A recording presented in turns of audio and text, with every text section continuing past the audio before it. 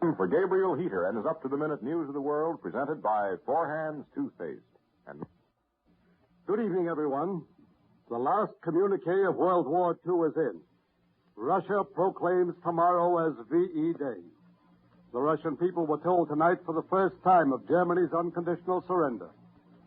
Moscow radio reports all terms laid down by General Eisenhower were ratified tonight in Berlin.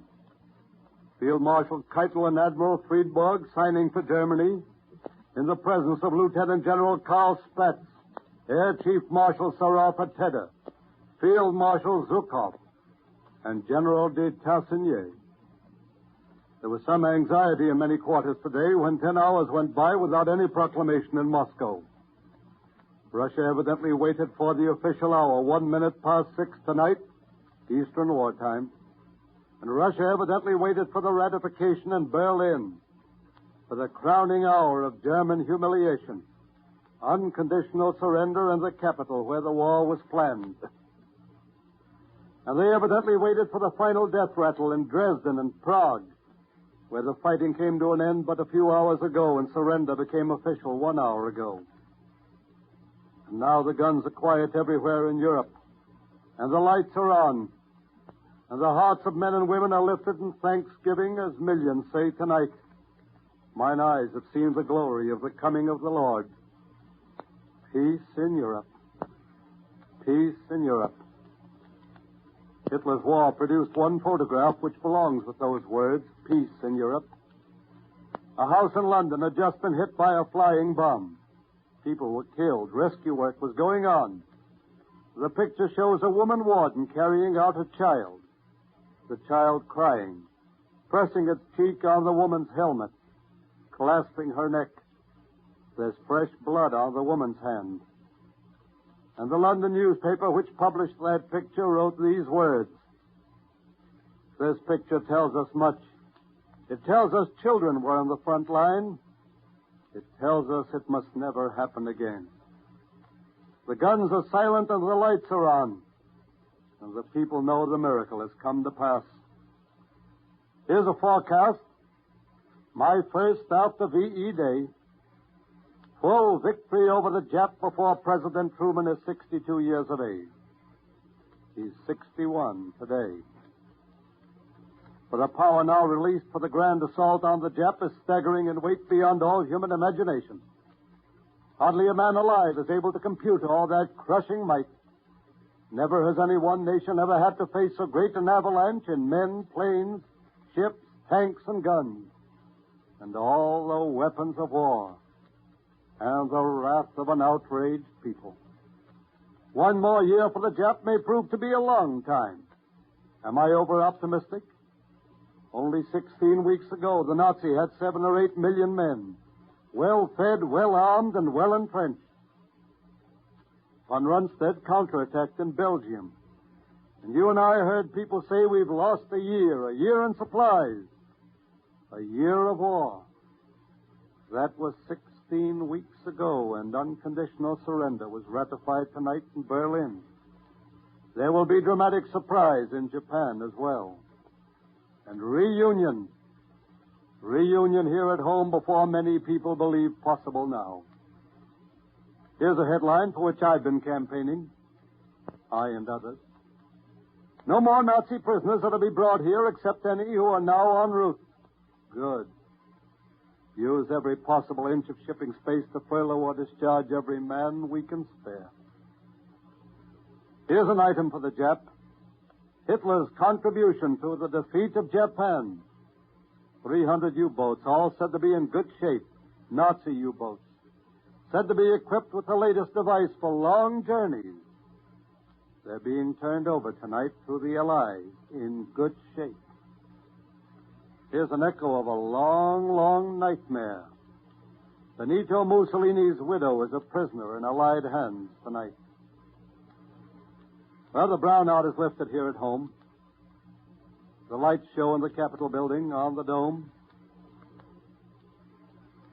And Mr. Vinson may have news tomorrow on the curfew, on the ban on horse racing, on gas and other matters. Meanwhile, Hitler's nose is rubbed good and hard in the mud of humiliation.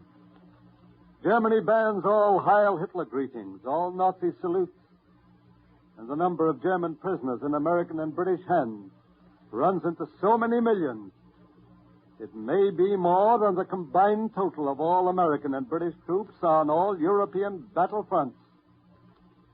If any army has ever suffered greater humiliation, I am unable to recall it. Peace in Europe. There'll be hundreds of headlines now, all rich in human interest. Things have come to pass which few living men thought probable. General de Gaulle with a price on his head. Shoot this man on sight, said the French Quislings. Shoot this man on sight, said the Nazis. One man standing alone, calling to his countrymen to realize France had only lost a battle. Who would have said on that dark day when Hitler danced at Compiègne that de Gaulle would stand today in Notre Dame offering thanksgiving for the victory? That this one man standing alone would be the leader of his people in the great hour of victory. And the men who put a price on his head, fugitives or prisoners. Yes, headlines rich in human interest. Do you remember these words? 60,000 planes, 45,000 tanks, 8 million tons of shipping in a year, in our first year of war. Here are the results. 1942, 47,000 planes. 43, 85,000 planes. 44, 96,000 planes. In ships and tanks and guns, a free people made good its goal, fulfilled its promise to become the arsenal of democracy. A day may come when some men will say we need a strong man in America, as some men thought we did a few years ago. Remember those figures when it comes. This dedication of free men and women and free labor to the great task. Peace in Europe. 2 million men will come home within a year, in a shorter time perhaps. More than 1 million have come back now, men who bled for this great day. Even now, before the war is over, one hears of veterans who can't find jobs. Even now, one hears of employers who say this man may prove to be a liability in time. I had better drop him now. We gave our pledge. All that we are, we said, all that we can ever hope to be for these men. It was a pledge sanctified with the youth and flower of a great people. It was a pledge we gave in the darkest hour our people have ever known. Let us honor it, and thereby honor ourselves and prove we were worthy of it. In that same pledge we gave, we said there will be no discrimination because of race, creed, or color. We said we fight for this, we fight to prove we can live without prejudice and discrimination. Every man who fails to honor that pledge is fighting Hitler's war, even now. News generally travels by wireless, printing press, and radio, and it moves lightning fast, and its impact is powerful and violent. But an older medium carried today's news. There was no impact of violence. It was a church bell, and the news it brought reached into human hearts. I've heard people say we've always had war and we shall always have more war, and there just isn't anything we can do about it. And today one saw the long lines of men and women filing into houses of worship for prayer and thanksgiving, and one realized again, nothing will ever lift human hearts as high as a bell tolling its message in one word, peace. One had to be there to see it all and feel it. One had to be near the mother who fell to her knees and raised the careworn face to God, and loud enough for all who were near to hear every word. Heard her say, "Oh God, I've lost one boy. Bring my second back to me. Oh God, I need him so." Always have war because we've always had war? Because people just naturally drift from war to peace and back to war again? No, I'll never believe it. Yes, say the people have never found a way to conquer war. Say the people blunder into war. Say the people are betrayed into war. Say the people want peace so much when it comes, we give ourselves up to it so completely we forget all the vigilance we need not to be robbed of it in time. But don't say we've always had war because people want war. I've seen people in every kind of human circumstance and experience. I've seen people rescued from fire and flood and death itself. I've seen a nation come out of all the desperation of hard times and feel the exaltation of a job and security and the dignity it brought. In a tiny church in England, a man and his wife waited all night for the dawn's day. There were many other nights when they were in that same church, when the whole world waited for the Nazis to land in Britain. And the church bells were to warn everybody the Nazis had come. Night after night, this man and his wife came prepared to sound their alarm. And by the grace of God, the Nazi never came. But now the bell was to peal joyous news, tidings of victory and peace. And the man turned to his wife and he said, I'll ring as I never rang before, with all my heart and all my strength, until even our boy will hear it. Their boy would hear it in the cemetery hilltop, which was now his home. Here where his youth and dreams and his love were all sacrificed. I'll ring, said his father, as I never rang before. You and I, we'll fight for the peace as we've never fought before, until every man whose responsibility it is will know this is our mandate. This is keeping faith with those who kept faith with us. Good night. Thank you, Gabriel Heater. Gabriel Heater with up-to-the-minute news of the world was presented this evening by Four Hands Toothpaste, and he is heard Monday through Friday evenings at this same time, and Sunday evenings over most of these stations 15 minutes earlier. This is the Mutual Broadcasting System.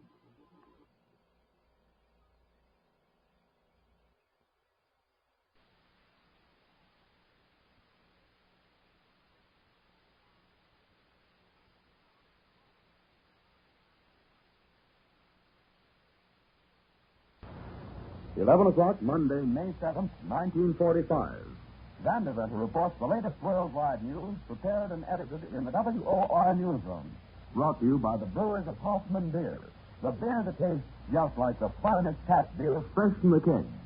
Hoffman Beer has that clean, fresh taste that makes it an outstanding favorite with thousands of beer drinkers. Order a few bottles tomorrow. Once you taste it, you too from now on will be heading for Hoffman. And now here's Vandeventer with the latest news.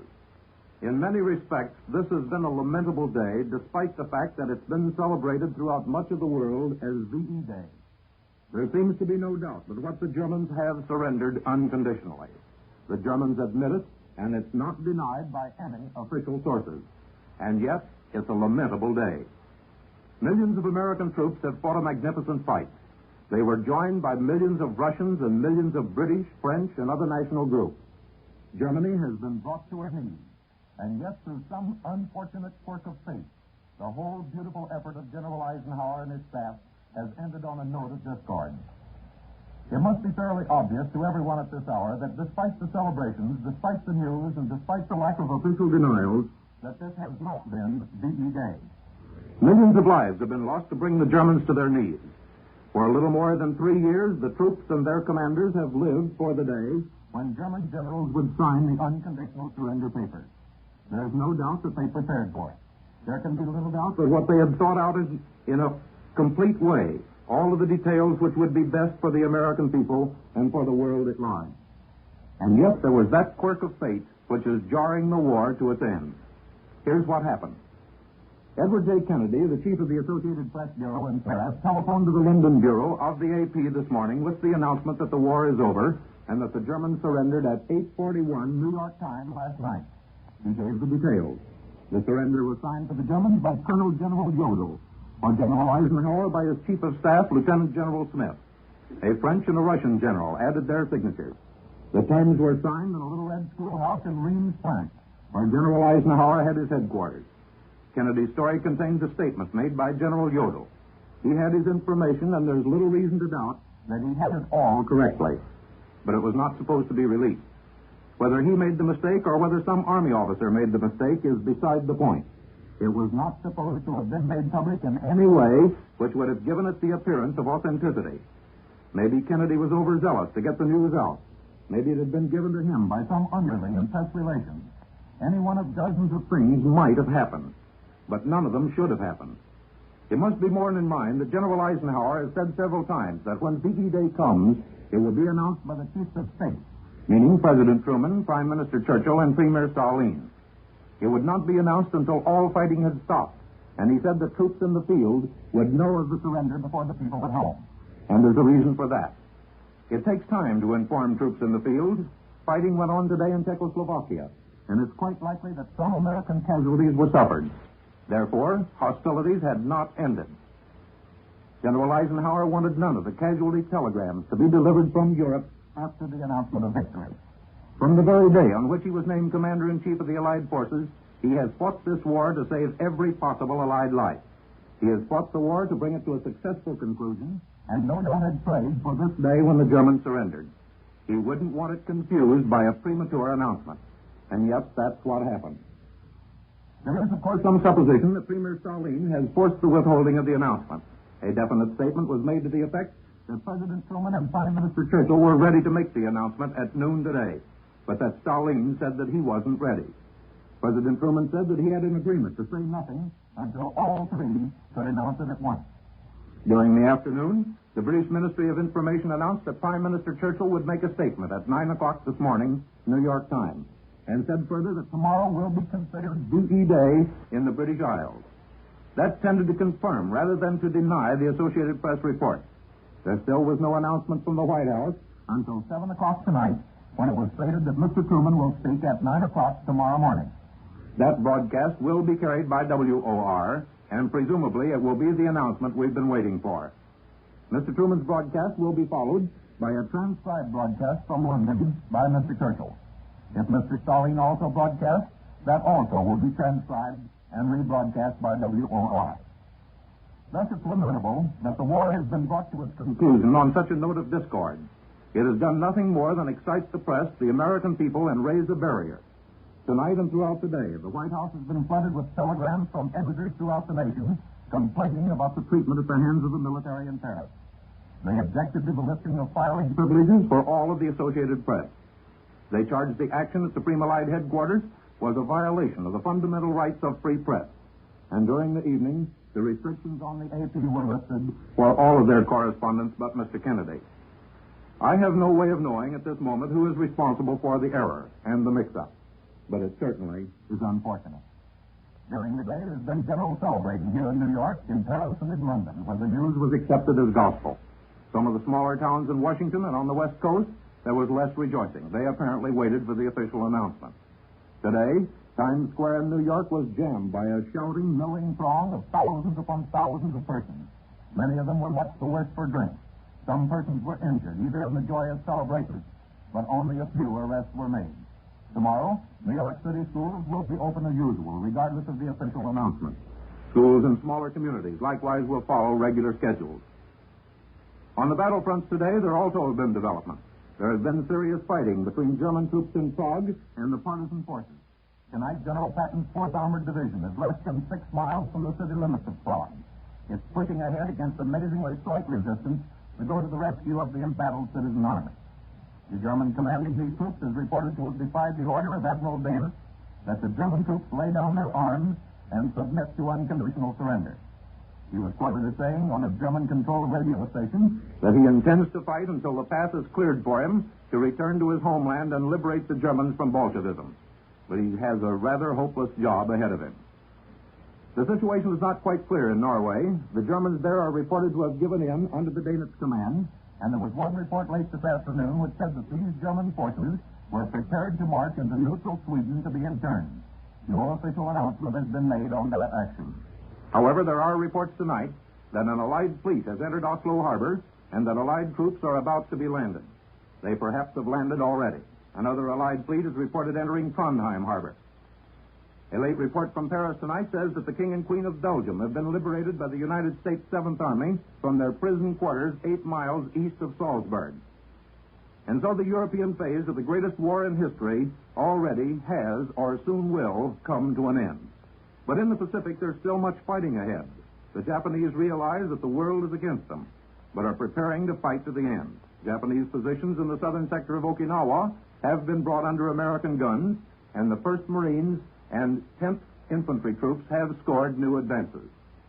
And thus it is that all over the world tonight, the forces of the United Nations are one day closer to victory. And now here's Bob Martin for the Hoffman Beverage Company. You may not have to worry about chipping the finish or repainting your post-war car. In fact, it may not be painted at all. Wartime experiments have developed stainless steels that come in various colors. They'll be much easier to keep looking new. It's just one more of the many new conveniences and enjoyments planned for America after the war.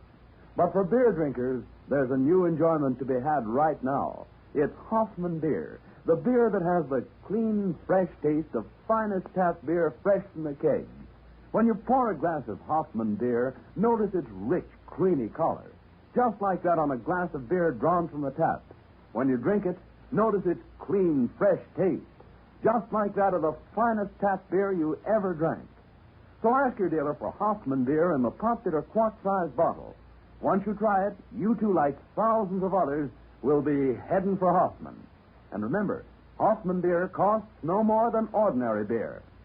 Now back to Van Deventer in the WOR newsroom. King George VI, in a dramatic message to General Dwight D. Eisenhower, congratulated the Supreme Allied Commander tonight on the complete and crushing victory over Germany. His telegram said, and I quote, 11 months ago, you led the Allied Expeditionary Force across the English Channel, carrying with you the hopes and the prayers of millions of men and women of many nations. To it was entrusted the task of annihilating the German armies in Western Europe and thus liberating the peoples whom they had enslaved. All the world knows that, after fierce and continuous warfare, this force has accomplished its mission with a finality achieved by no other such expedition in history. On behalf of all my people, I ask that you, its Supreme Commander, will tell its members how deeply grateful we are to them and how unbounded is our admiration for the courage and determination which, under wise leadership, have brought them to their goal of complete and crushing victory. Here at home, President Truman has won a hands-down victory in the Senate on his biggest appointment so far. The Senate has confirmed 60-2 Mr. Truman's nomination of Robert Hannigan as Postmaster General. The overwhelming vote followed an attempt by Republicans to force public hearings on Hannigan's appointment. Republican Senator Forrest Donnell of Missouri demanded the hearings on several grounds. For one thing, Senator Donnell contended that Hannigan has decided to continue serving as chairman of the Democratic National Committee. This, according to Donnell, is a job not compatible with the position of Postmaster General. Donnell also claimed that a series of incidents in Missouri demonstrate Hannigan's unfitness for office. But when the motion for the hearings was put to a vote, the Democrats defeated it 35-28, with the voting along strict party lines. Some minority members of the Senate indicate that they may bring charges of political corruption against Hannigan in a move to block his taking office. These senators, fearful that Hannigan, as Postmaster General, may organize a political machine to aid the president if he seeks re-election, are expected to concentrate their fire on Hannigan's career in Missouri, where he was associated with the Pendergast machine. Elsewhere in the capital today, the Navy announced a plan to replace some 25,000 enlisted men, more than 42 years old, with younger men during the next 6 months. At the same time, military observers believe that most of the soldiers who have been overseas since the early part of 1943 or during that are being discharged after VE Day. Soon after VE Day, the 48-hour work week will be suspended in certain areas where the labor market has loosened up. The War Manpower Commission also may lift controls on workers now frozen in their jobs. United Mine Worker boss John L. Lewis has won one of labor's longest fights. The Supreme Court has given legal recognition to portal-to-portal pay. The court ruled that soft coal producers are required by the wage-hour law to pay their miners for underground travel time. Meanwhile, in New York, hard coal operators and the United Mine Workers held another non-productive 2-hour meeting today. There still is no sign of an agreement on a new work contract. The negotiations will be resumed tomorrow afternoon. Meanwhile, 72,000 miners in the hard coal fields are staying away from their jobs despite a government order that they get back to work.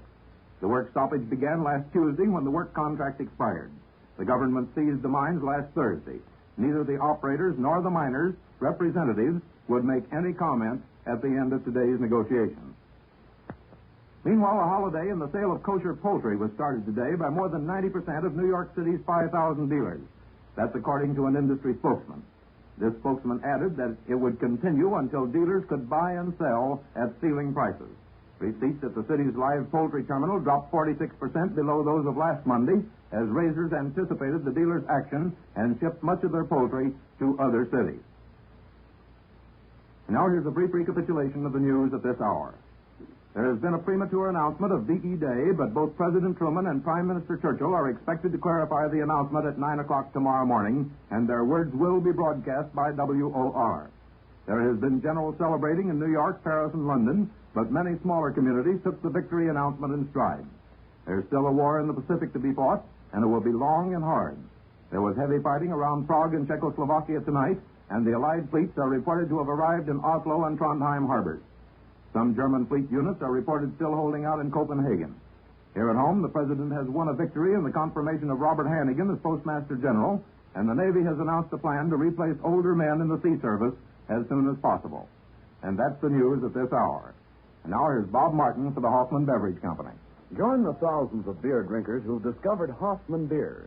Once you enjoy its clean, fresh taste, just like the finest tap beer fresh from the kegs, you too will be heading for Hoffman. So ask your dealer tomorrow for Hoffman beer in the popular quart-sized bottle. Democracy is on the march the world over, and the Greater New York Fund is an example of democracy in action locally.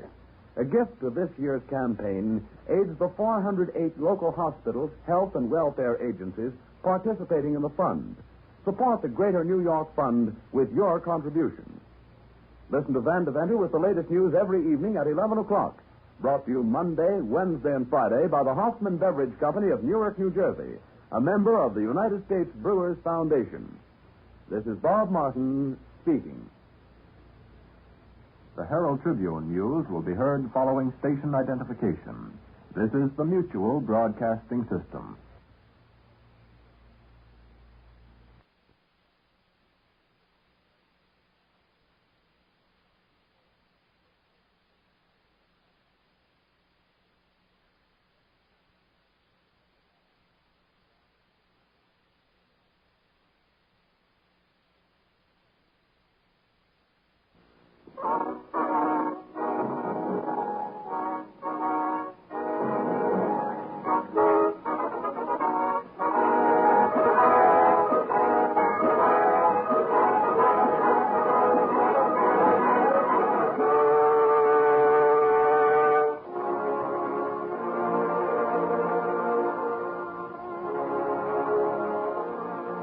So they've given up.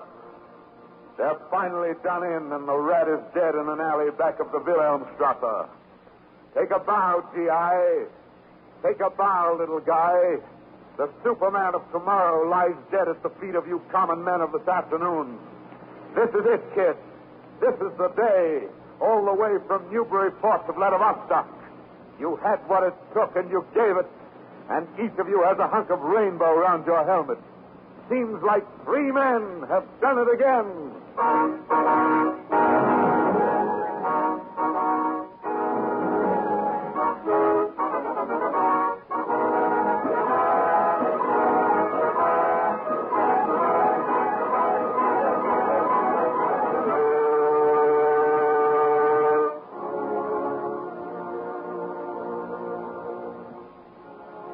By popular request, the Columbia Broadcasting System presents a repeat performance of On a Note of Triumph, a special broadcast written, directed, and produced by Norman Corwin for the Day of Victory.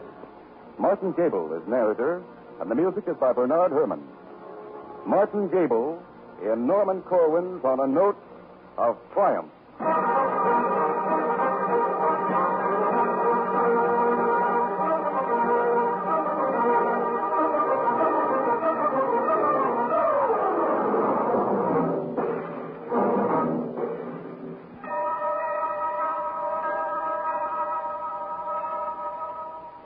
Victory is sweet disher, isn't it? And how do you think those lights look in Europe after 5 years of blackout going on to 6? Rather pretty good. Pretty good, sister. The kids of Poland soon will know what an orange tastes like. And the smell of honest-to-God bread, freshly made and sawdust-free, will create a stir in the streets of Athens. There's a hot time in the old town of Dnepropetrovsk tonight, and it is reasonable to assume the same goes for 1,000 other cities, including some Scandinavian. It can at last be said without jinxing the campaign. Somehow, the decadent democracies, the bungling Bolsheviks, the saps and softies, were tougher in the end than the brown-shirt bully boys. And smarter, too. For without whipping a priest, burning a book, or slugging a Jew, without corralling a girl in a brothel, or bleeding a child for plasma, far-flung, ordinary men, unspectacular but free, rousing out of their habits in their homes, got up early one morning, flexed their muscles, learned as amateurs the manual of arms, and set out across perilous plains and oceans to waft the bejeepers out of the professionals. This they did. For confirmation, see the last communique bearing the mark of the Allied High Command. Clip it out of the morning paper and hand it over to your children for safekeeping. We're going to tell the postman next time he comes around that Mr. Hitler's new address is the Berlin burying ground. Round and around Hitler's grave, round and around we go. Gonna lay that feller down so he won't get up no more. Hitler went to the Russian front where every bullet missed him, but he caused a dose of Stalingrad that spread all through his system. Round and around Hitler's grave, round and around we go. Gonna lay that feller down, he won't get up no more. There are many variations on this melody tonight. Many a different tongue and tune saying the same thing. The Serbs would refer to it as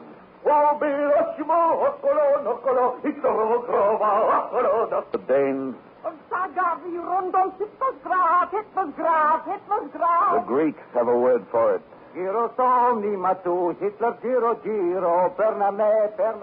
Obviously, the occasion calls for a round of cheers and a toast for the very best you have in the house. And it is entirely appropriate to make a joke and laugh at it.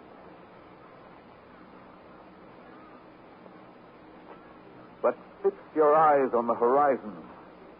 Swing your ears about. Size up the day and date. Look in on prayer and thanksgiving, song and laughter. Dated planet Earth, May 1945. You, Mother, in St. Louis on the Mississippi, whose firstborn is a visitor in Magdeburg on the Elbe. Thank God I'll get my boy back instead of a telegram. You patient wife of Bridgeport, whose husband sat it out inside a Nazi camp. Now he'll be home for longer than a furlough. Now he can see our daughter for the first time. She's 2 years old, and it seems strange to think they've never met. You minister in congregation in a wooden church, having come in from your farms through the nippy night air of New Hampshire, meeting together to thank the God of wrath for justice done. Oh, sing unto the Lord a new song. Let the congregation of saints praise him, Let the praises of God be in their mouth, and the two-edged sword in their hand, to be avenged of the nations, and to rebuke the people, to bind their kings and kings. And you, Rabbi, in the synagogue, by the light of the menorah, by the light of the proud candelabra descended from the tabernacle in the wilderness, from Egypt to the Oklahoma prairie towns, you, Rabbi, entering another Red Sea crossing in the ancient scrolls. No great tyranny has ever lasted. The empires of Pharaoh, Caesar, Philip, Napoleon, Hitler, each flourished and held sway and was destroyed. They were powerful, but all of them forgot one thing, that the only civilization which can endure is a free one. And you, bishop in the cathedral, singing Te Deum to him who has again delivered man. Te Deum laudamus, Te Dominum Te Eternum Patrem, Omnium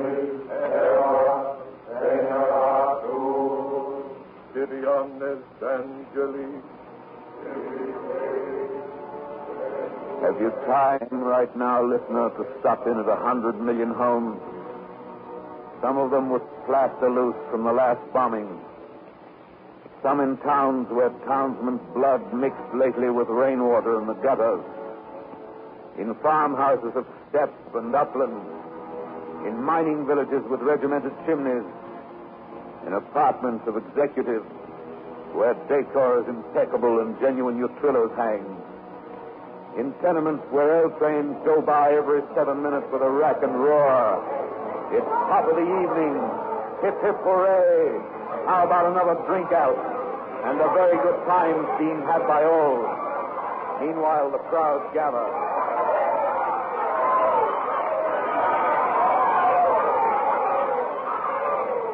Crowds in Times Square, Piccadilly, Nevsky Prospect. Crowds in the Loop, crowds on the boulevard. Gaiety and neon, laughter and the blare of horns. Headlines cheerful as a Christmas poster. Noise and glitter. This is it, kids. This is the day. This is what we've been waiting for.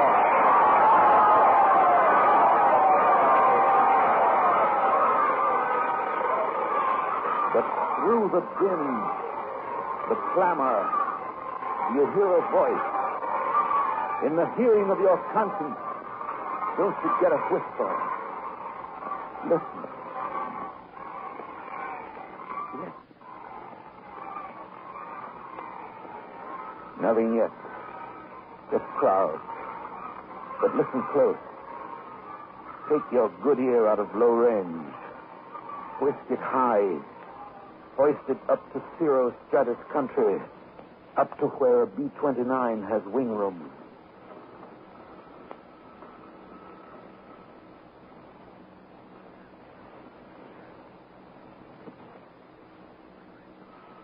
Flashed across the dark Atlantic, heaving under the sway of a victor's moon. Listen for intimations of wind and water in a rush of fog eastward of the Grand Bank. Below these waters, soon beneath the lanes of porpoise and whale, the bones of how many good men lie. But never mind, running as we are eastward against the grain of time, we are over the isles and a hop and a jump. We're established now on the continent. So listen closely.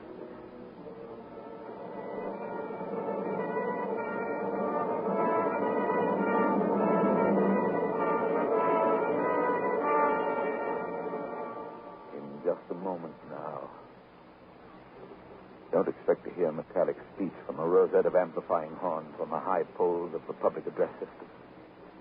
But listen for a modest voice, as sensible and intimate to you as the quiet turning of your own considered judgment. Now we're ready. The voice you hear will be that of the conqueror, the man of the hour, the man of the year, of the past 10 years and the next 20. I'm a private first class in an army of one of the United Nations. If you don't mind, there's some things I'd like to ask. Just a man in uniform you've met somewhere or seen in the newsreels, loading a truck, or marching, or read about in the dispatches. A fighting man, glad to be alive, a little tired but in good shape, a dozen battles notched in his gun stock and dug in his memory. Who is he? Well, his name and rank and nationality don't matter much. Just picture him where he may be tonight in Europe. Perhaps in his cot in a barracks, his hands behind his head, thinking things over. Perhaps he's standing on a village green before a monument to the dead of World War I. Perhaps he's strolling in a history-weary valley under the same stars which 2,500 years ago watched a Persian brand of Nazis take a beating in the hills of Marathon. Close your eyes, and it could reasonably be this boy, that boy, any boy at all with war still thumping in his ears. Close your eyes and concentrate and listen. If you don't mind, there's some things we guys would like to ask.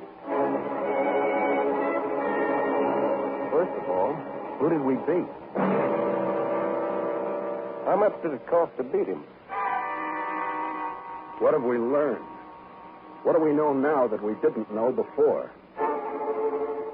What do we do now? Is it all going to happen again?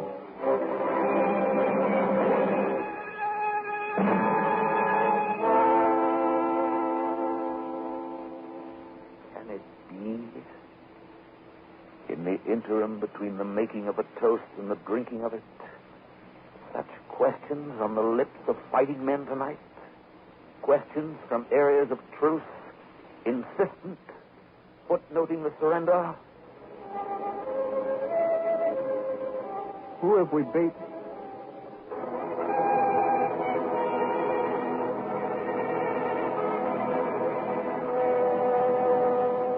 Who have you beaten? Well, let's get hold of him and see. Lead him in and prop him up before our microphone. Now, look at this rubble of a man. Ragged, broken, blonde Nordic hair matted with pure Aryan blood, deaf from blast and blind from smoke, chin down, tail between his legs. Pity the poor beggar? I was ordered to do it. Yeah, he was ordered to do it. I'm a soldier. I'm a little man. I merely obeyed orders. Whose orders? The party. Who elected the party? I did. Who supported the party? I did. When you saw where the party was taking Germany, whose job was it to overthrow the party? Mine. Did you? No. I was a member of the party.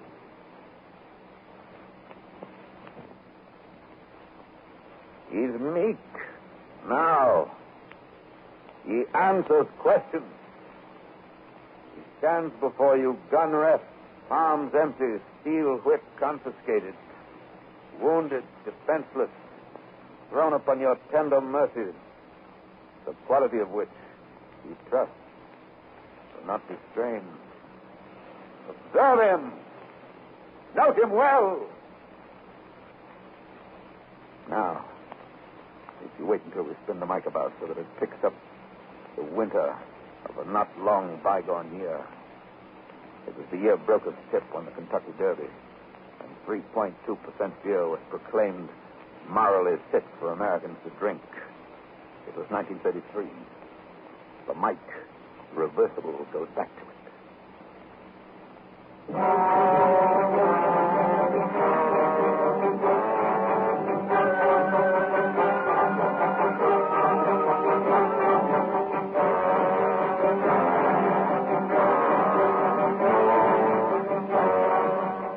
Look at our German now.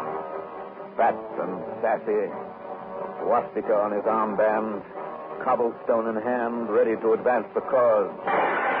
Another Jewish store window is broken, the stock will presently be looted, and the state is happy. Hey, nani, nani, achtung, and well a day. This has been a good week for the little man who obeys orders, and prosperity fills his jowls and biceps. For his Führer was appointed chancellor last Monday, and on Wednesday... Open the door! Open! Raids on the homes of leaders of the opposition parties, and on Thursday... This is what we think of your newspaper. You're forbidden by decree to publish any further editions as of today. Suppression of the opposition newspapers, and on Sunday... Attention! Official government decree. Henceforth it shall be deemed a crime against the state, punishable by law, to make any criticisms whatever of Reich Chancellor Hitler. Heil Hitler!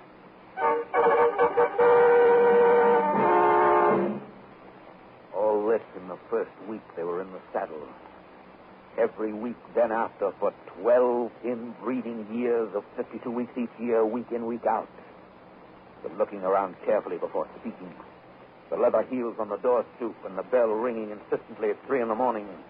The stormtrooper, authority dangling from the holster on his hip, smugness fitting him like tights. The new decree even worse than the one published last week. The dream of escape. The pillow full of border where kind people wait just across, just beyond, on the other side. So near they see you and have pity for you.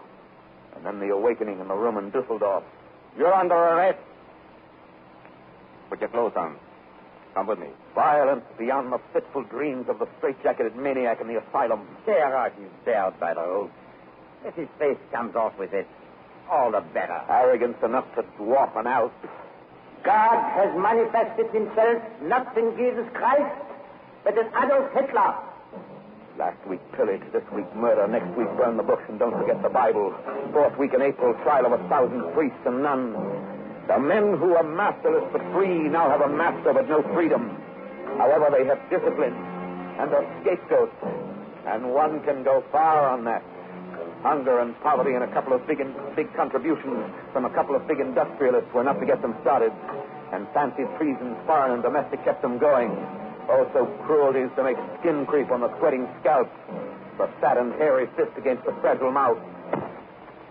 Now spit out your teeth, pretty one, and tell us, where's was in your trade union? The conscript children, putrescence in the classroom, scum injected into the growing arm. My father last night said to my mother that he hates der Führer.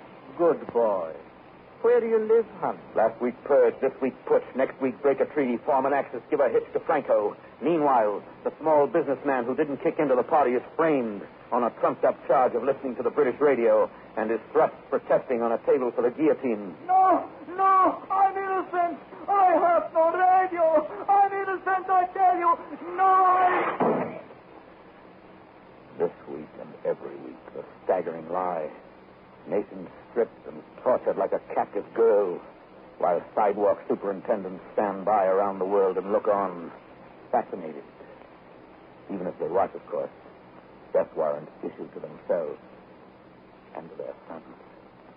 Extra, double feature, Austria and Anschluss, and the corpses of the suicides of gay Vienna are sanitarily disposed of.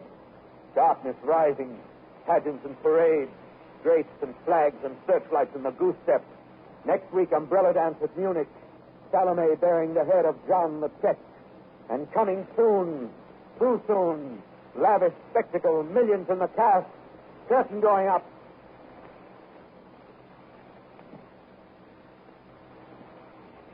Poland devoured by lightning and locusts in 18 days.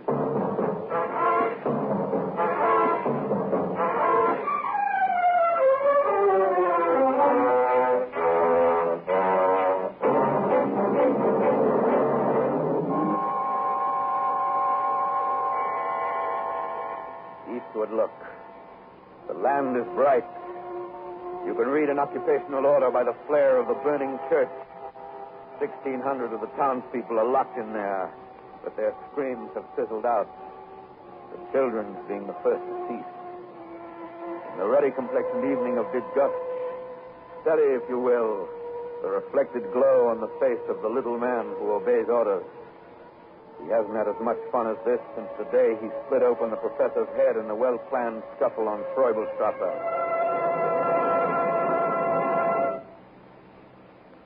Now, if you will permit us to move the mic along, being careful not to trip either over the rubble of treaties or the ruins of Rotterdam.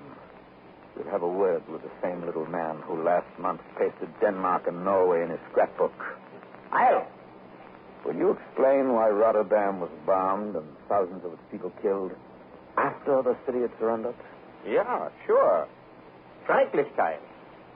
What's that? Frightfulness, it means. Frightfulness? Yeah. That was all. Schrecklichkeit is an official policy of the German High Command? Yeah. You seem to be feeling pretty chipper. Holland fell to us in 4 days. Denmark in 1. And France? We will be in Paris before the end of June.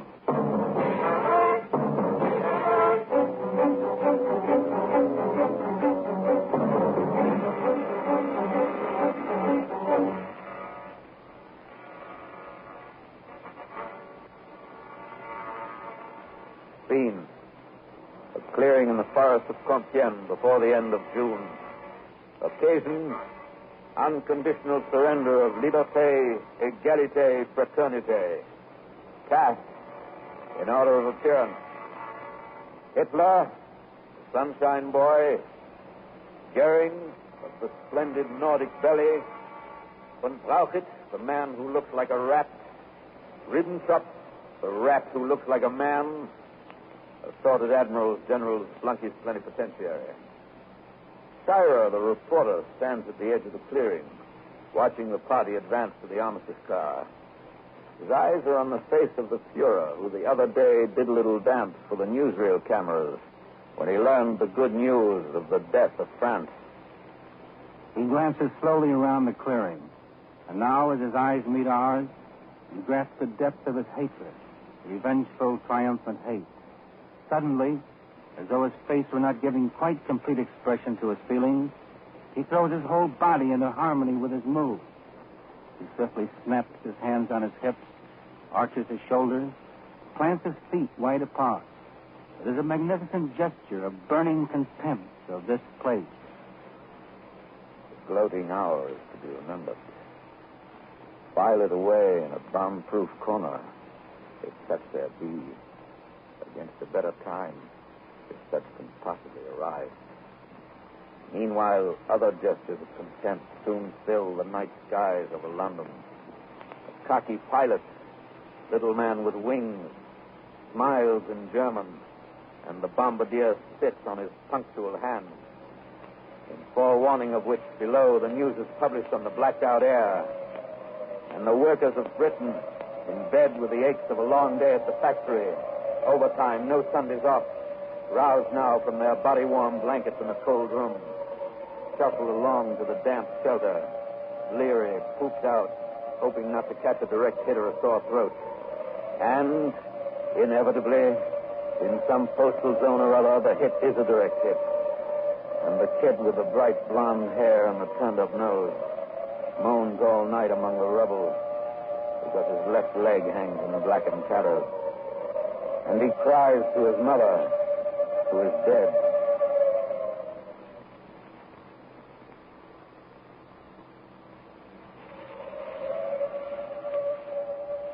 The siren is a musician of no value, knowing only one tune, which each time played is a disturbance of the peace.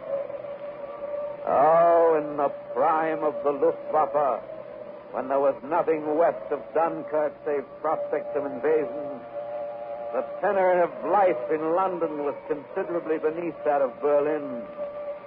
For whereas the pubs of Westminster burned like books and synagogues, and the waters of the estuary blazed with oil, the warm cafes of Kurfürstendamm were busy and gay, and there was boating in the Tiergarten.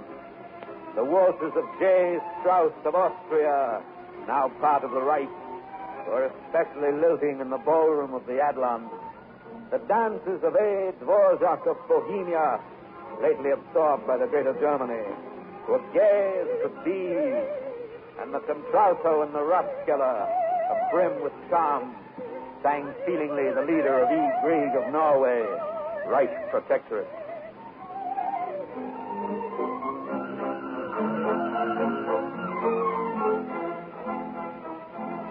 And war was glorious, and the best champagnes of France were poured on the tables of the Schutzstaffel. The finest grades of Danish bacon, buttered in the stick, was but stimulating, and the performance but continuous, with a minor fanfare for the pushovers in the Balkans in the month of April. A flourish for the Isle of Crete in May. And in June, summer coming in with the sound of another broken treaty. Yea, on the dawn of the second day of summer, the little man who could be relied on to take orders took yet another order. Proudly, he advanced, chin up, Stuka high, chest out, tanks pointed east, into the Soviet Union. And it was a great morning, and war was glorious, and it was exalting to kill and destroy for der Führer, as always. And the fanfare soon came every hour on the Reichssender radio. Smolensk, Kiev, and Orel falling to the accompaniment of pronouncements from Lord Haw-Haw. It will be futile to hope that one day the Soviets may rise again. They will never rise again. They are being smashed once and for all. When their defeat is completed, Britain will stand alone without one single barrier between her and the foe.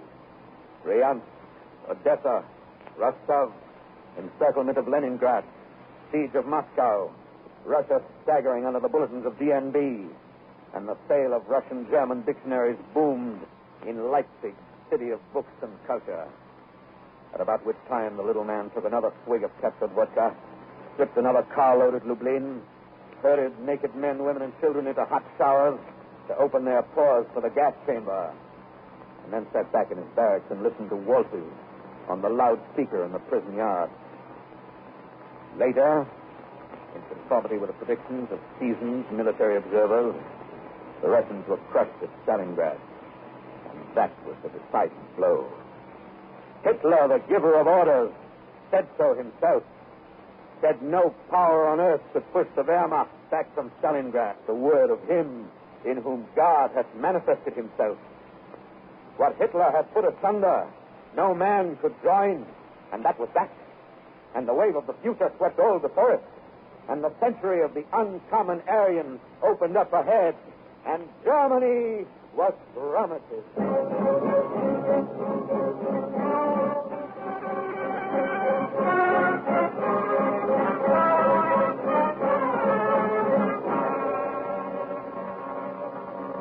The little man no longer was a little man. He was a colossus who stood with one foot in Rhodes and the other in Finland.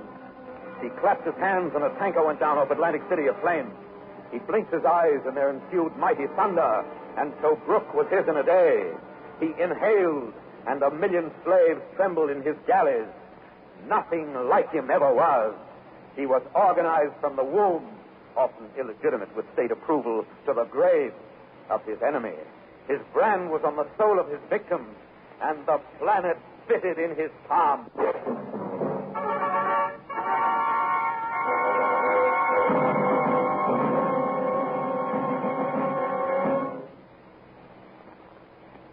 This is the man you have beaten.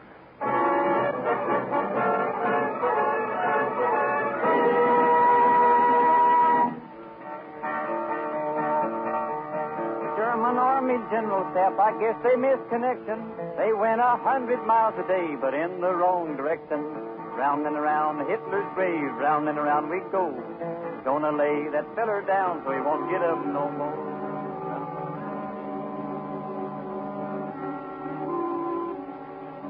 We return you to the conqueror, to the boy with the questions on his mind, to the man of the hour, the man of the year, the man of the next 20 years. So that is the man was beaten. How much did it cost to beat him?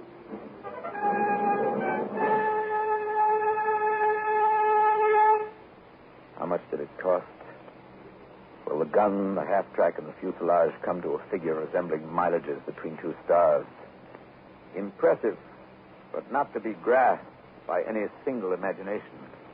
High octane is high, and K rations in the aggregate mount up, also mosquito netting in battleships. But these costs are calculable and have no nerve endings, and will eventually be taken care of by the federal taxes on antique cigarettes and excess profits. However, in the matter of the kid who used to deliver folded newspapers to your doorstep, flipping them sideways from his bicycle, and who died on a jeep in the Ruhr, there is no fixed price, and no amount of taxes can restore him to his mother. His mother sits in a room with a picture tonight and listens to a clock ticking on the mantelpiece and remembers, among other things, how he struggled with a barber when he was getting his first haircut, and how she tried to calm him. And the upstairs tenant, in consideration of the news outdoors, says to his wife, Shall we invite Mr. Fish to come up? He's all alone tonight and seems sort of ashamed. Well, I have a hunch he'd rather be alone tonight. Think so? I don't think he's in a mood to talk or carry on. He probably just wants to be with his daughter. Maybe you're right. And the thoughts of the mother are tall, straight thoughts. And they burn like candles, quietly and slowly. And they trail into smoke and are lost in shadows. He was a good boy. My grief. But also my pride. For he died in the service of his country. It's a good country. And he was worthy of living in it. Pray God it'll always be worthy of his having died.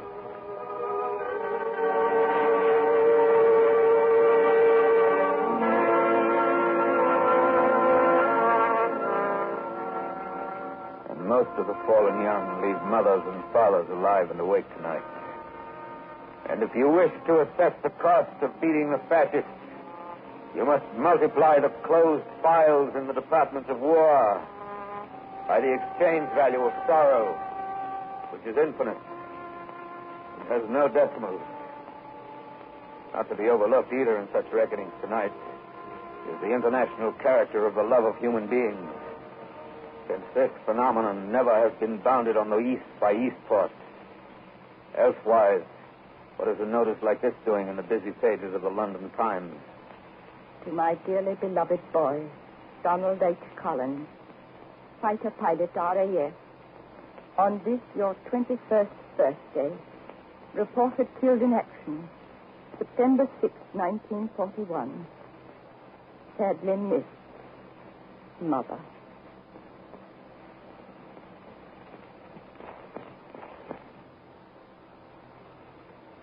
Elsewise, why the young mother in Baranovici, Poland, writing to relatives in Orange, New Jersey?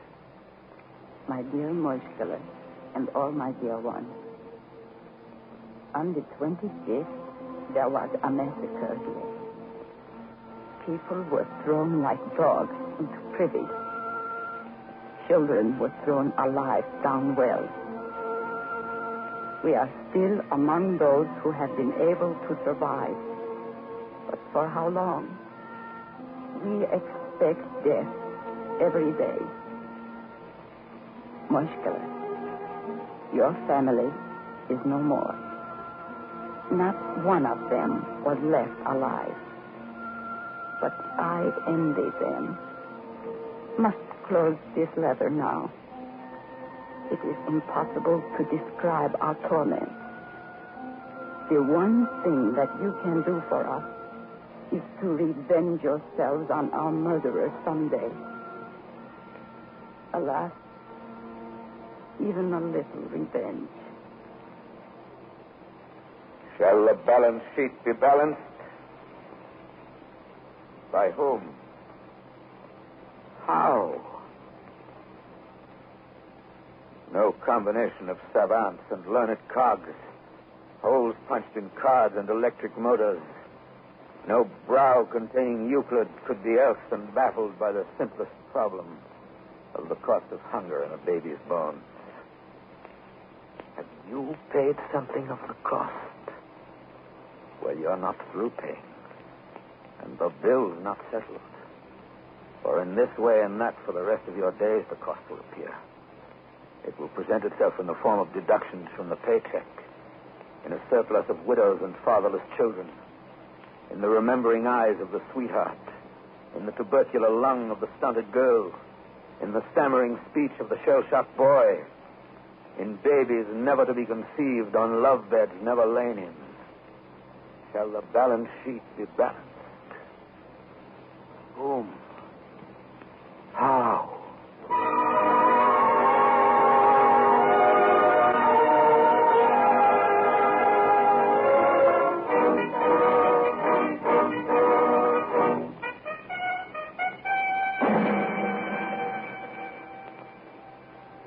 Again, we return you to the conqueror, man of the textbooks of millenniums ahead. But what do we know now that we didn't know before? What have we learned out of this war?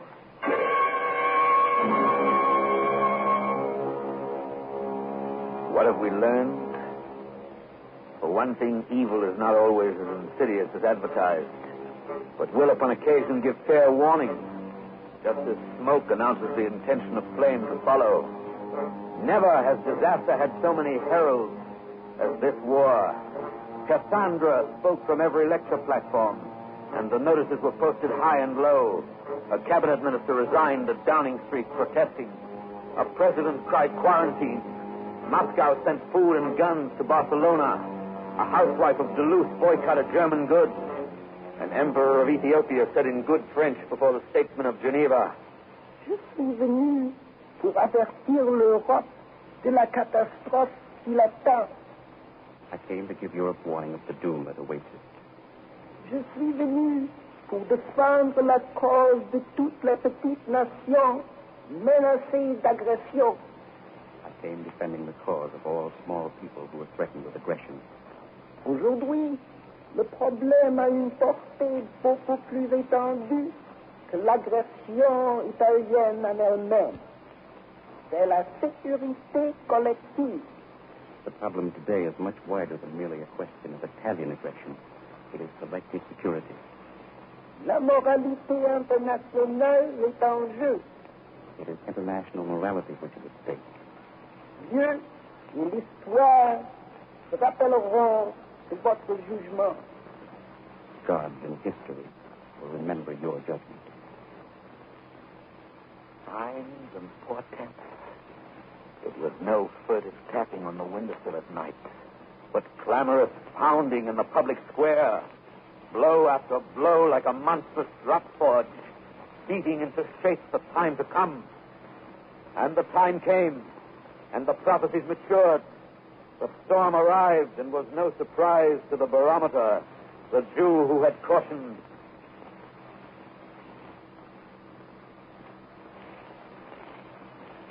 The Nazis are not against the Jews alone. That's just a sham. If you let them carry on this way, there'll be the death of Christians, too. He saw Gentiles die as well and sighed and foraged for bullets in the cellars of the Warsaw Ghetto. Yea, and the time came, and it developed that Cassandra and the Jew were right, and that the Cliveden set was wrong. Fire and brimstone dropping from the sky were educational. There were tongues and torpedoes, sermons in bombs, books in the running battles. Whatever was learned the hard way, between blood transfusions and last rites. Each lesson fell trip-hammer hard, with a bang that killed a citizen or two somewhere. We've learned out of World War II that we've learned nothing out of World War I. We've learned that nations don't know what they want will get what they don't want. We've learned that our East Coast is the west bank of the Rhine, and the defenses of Portland begin in Shanghai. North Answer doesn't turn away rats. But if you offer your other cheek to a fascist, you'll get your head blown off. We've learned that a newspaper with a big circulation right at home can lie with a straight face 7 days a week and be as filthy and fascist as a handout in Berlin. We've learned that those most concerned with saving the world from communism usually turn up making it safe for fascists. We've learned that women can work and fight as well as look pretty and cook. We've learned the Germans came close to winning the first time, even closer the second time, and might damn well win if we give them a third time. We've learned the value of allies in a world where any war is sooner or later a world war. We've learned that some men will fight for power, but that most men will fight to be free. We've learned that freedom isn't something to be won and then forgotten. It must be renewed like soil after yielding good crops. Must be rewound like a faithful clock. Exercised like a healthy muscle. Free men who forget that lose their freedom.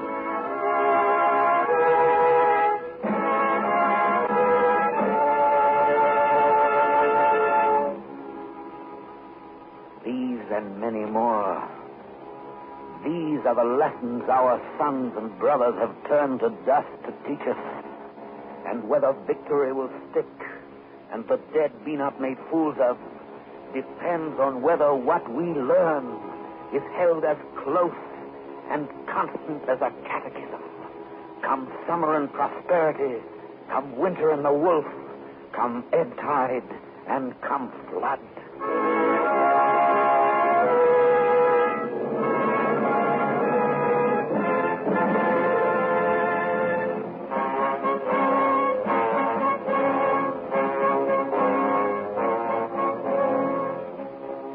Again, the Conqueror, where he patrols in Germany tonight under a streetlight. Again, G.I. triumphant, by whose dint the lamps are going on all over Europe. We return you to the Conqueror. Here's another thing I'd like to know. What do we do now? What do we do now? Why, the war goes on. And you yourself, man of the hour, start out upon old worlds to conquer. For though the swastika comes down and is trampled under shoes made in Massachusetts and Lancashire, though the ovens of Lublin are avenged, the war goes on. And peace stands off stage waiting for a cue at the end of a Japanese drama. Meanwhile, unfinished business in Asia, killing to be done among the archipelagos. The cruiser turns about and makes for wider waters. The garrisons of China check the hour. Till those of us who never quite believed that war could come now hasten to believe it over. We here at home, who safely tidied battles into books, sliced the counteroffensive into a feature film, and went to see it together with an Andy Hardy picture at the Orpheum, till we who followed the bloody tracks on maps and took assurances from pins that tanks had gotten through, shall any of us celebrate beyond the compounds of this night? Look here. We hoist our microphone again, 50 feet higher than Everest, and listen to items blowing toward us on the west wind over unpacific oceans. Listen. You hear it? A report of young men from Nebraska dying. Yes, this night. Word that Kentuckians are navigating coral seas. Texas Rangers bombing in Pagoda country. Run with us westward now in pursuit of a sun last seen on this continent an hour back. Westward with the grain of time over an afternoon of ocean. Over humid isles where the situation is in hand. And into tropic skies to overtake a young American on vigil.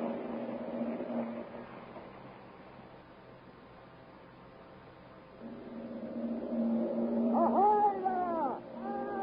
Have you heard the news? Yeah, pretty wonderful, ain't it? Run on among the Indies. Look below you now. Sunlight spreading the surface of the sea. Horizon centuries in haze. Islands a lee. And the smell of vegetation mixing with ocean air. In a flicker, banks of cumulus ahead now fall behind. Leagues rush past. Noonday is caught up with. Straight below, like beetles in a pond, warships out of Newport News. Destroyers on patrol. We plummet to the leader. And through a ventilator on the port side aft, lower our microphone until it touches bottom in the engine room. Ahoy there, engineer! Howard, have you heard the good news? We sure have. What do you think of it? Two down, one to go. Now, hoist you up and overboard and dive with your equipment well in hand into the sea and under it.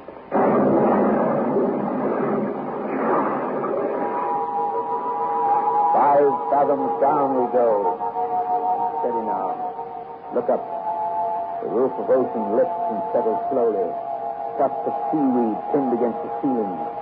This is the boundless green estate of upper ocean, where the mine and the submersible perform, where thin fish swim among the fauna. Unreel the cable of this Mike and light your headlamp, for we're diving deeper. Past schools of angler, fish, and sailor fins, down to zones where greenness goes to blue and blue to black. Careful now. Look up. Push hard against the crushing water. Can you make it out? A shape, long and slender, lying on a hummock at the bottom, almost covered by a drift of mud. Alas, it's not an ancient hulk. It is a submarine made in Wisconsin. The Scorpion, perhaps. The Amberjack. The Argonaut. We beat upon her hull. Ahoy there! Have you heard the news? Listen! Can you hear us? Listen! It's all over with the Nazis! We've beaten them! Can you make that out? You who are these long months unreported. You who have been out of touch of any but the deep-sea angels of the Lord's Leviathan Reserve. You who are resting. Rest assured of this. Over your heads and above the sea, victory has risen like a sun and moves west as we tell these things to you. Your brothers going down to sea in ships sail toward the settling of a star. Here with you on this ocean bed lie fighting comrades, men of the Cisco and the Perth, the Yorktown, the Chicago, and the Liscombe Bay. Each shall be vindicated in good time. The names of Hornet and of Wasp have been fitted with new stringers, and on twin battle wagons, sailors from Northampton, Houston, Helena, and Lexington set out to resurrect the glory of proud sunken ships who bore those names. The Japs in conference tonight may well consider the latest news from Europe, and while they're at it, please to note the weather forecast for tomorrow. Storm coming up like thunder.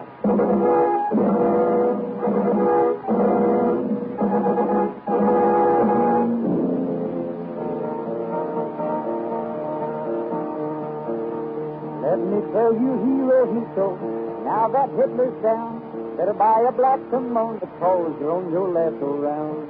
Round and around, Hitler's day, round and around we go.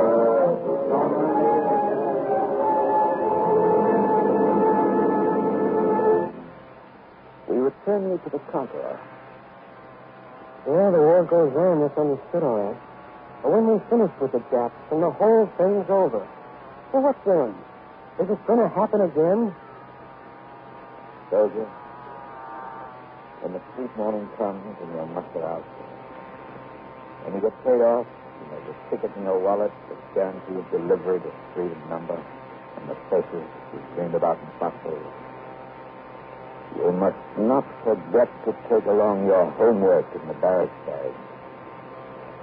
But there's no discharge in the war. You're on probation only. You, the places you've dreamed about, and all the rest of it. Henceforward, we must do a little civil thinking every day, and not pass up the front page for the sports page as we did before. Vigilance pays interest and compounds into peace.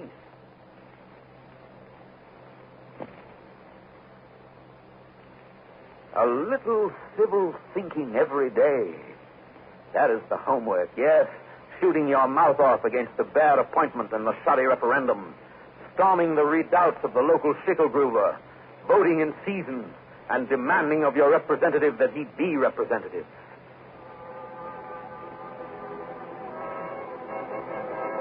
Is it going to happen again? Listen. Peace is never granted outright. Is lent and leased. You can win a war today and lose a peace tomorrow. Win in the field and lose in the forum. Peace has a mind of its own and doesn't follow victory around. What is 2/3 finished in Germany won't be 3/3 finished in Japan. There's a homely maxim out of London says it better. The duration's going to be a lot longer than the war, Governor. You can make war quickly, but you make peace slowly.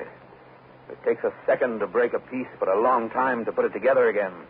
There are some records in Washington say it better.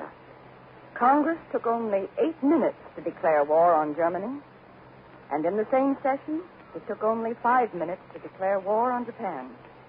But between this war and the last one, the world took 25 years trying to declare peace and then couldn't do it. Listen. To win is great. To learn from winning greater. But to put the lessons learned from winning hard to work, that is the neatest trick of all. Shall we live alone this time and like it? We tried that before, and it didn't work. Shall we sit with the rest of the world in common council or stand apart in splendid isolation? We stood apart last time, and it didn't work. Shall we merely assume it will happen again in the course of human nature and make up our minds not to make up our minds about anything really important? We tried the ostrich routine last time, and it didn't work. Soldier, don't you feel in your bones that we can keep it from happening again? That we're smarter now we've learned some lessons, and stronger now we've made some friends. For has it not been shown what free, united peoples can accomplish wonder staggering the naked mind. We came from behind and we came up fast. We got together and spotted them, aces and spades, and beat them at their own game. Showed them how to pull off what Napoleon and Hitler never even dared to try. Invasion across the channel. Showed them how to flank a flank and blitz a blitz. Showed them that when you get together and conquer, it works out better than divide and conquer. Showed them how to wage a war and work and plan and sing songs all at once. We're going to tell the postman next time he comes around that Mr. Hitler's new address is the Berlin burying ground. Round and around Hitler's grave, round and around we go. Gonna lay that fella down, he won't get up no more. Adolf Hitler started hot, he was mighty big and bold, but the Allies slapped him down so hard he caught his death of cold. Round and around Hitler's grave, round and around we go. Gonna lay that fella down, he won't get up no more. Round and around Hitler's grave, round and around we go. Gonna lay that fella down, he won't get up no more. The singing fades. The celebrants go home. The bowl is drained and emptied, and the toasts are drunk. The guns are still, the tanks garaged. The plane rests in the hangar. Only the night remains, and the armed camp. The boy with questions on his mind turns on his cot in the barracks, stares at the ceiling, says to himself, I hope to God it's not going to happen again. I hope they plan better this time.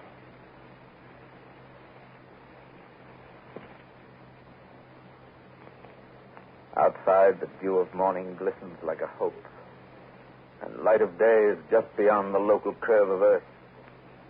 The plan gets ready for tomorrow. Tomorrow is ready for the plan.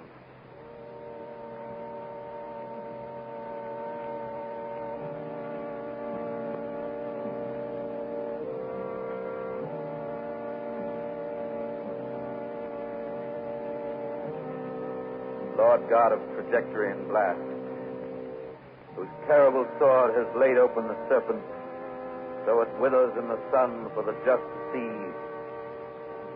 Sheathe now the swift avenging blade with the names of nations writ on it, and assist in the preparation of the plowshare. Lord God of fresh bread and tranquil mornings, who walks in the circuit of heaven among the worthy, deliver notice to the fallen young men. The tokens of orange juice and a whole egg appear now before the hungry children. That night again falls cooling on the earth, as quietly as when it leaves your hand. That freedom hath withstood the tyrant like a Malta in a hostile sea. And that the soul of man is surely a Sevastopol which goes down hard and leaps from ruins quickly. Lord God of the topcoat and the living wage, who has spurred the fox against the time of winter and stored provender of bees in summer's brightest places, do bring sweet influences to bear upon the assembly line. Accept the smoke of the mill town among the accredited clouds of the sky. Send from the wind with a house and a hedge him whom you made in your image, and permit him to pick of the tree and the flock, that he may eat today without fear of tomorrow, and clothe himself with dignity in December. Lord God of test tube and blueprint, who jointed molecules of dust and shook them till their name was Adam, who taught worms and stars how they could live together, appear now among the parliaments of conquerors and give instruction to their schemes. Measure out new liberties, so none shall suffer for his father's color or the credo of his choice. Those proofs that brotherhood is not so wild a dream as those who profit by postponing it pretend. Sit at the treaty table and convoy the hopes of little peoples through expected straits, and press into the final seal a sign that peace will come for longer than posterities can see ahead, that man unto his fellow man shall be a friend forever.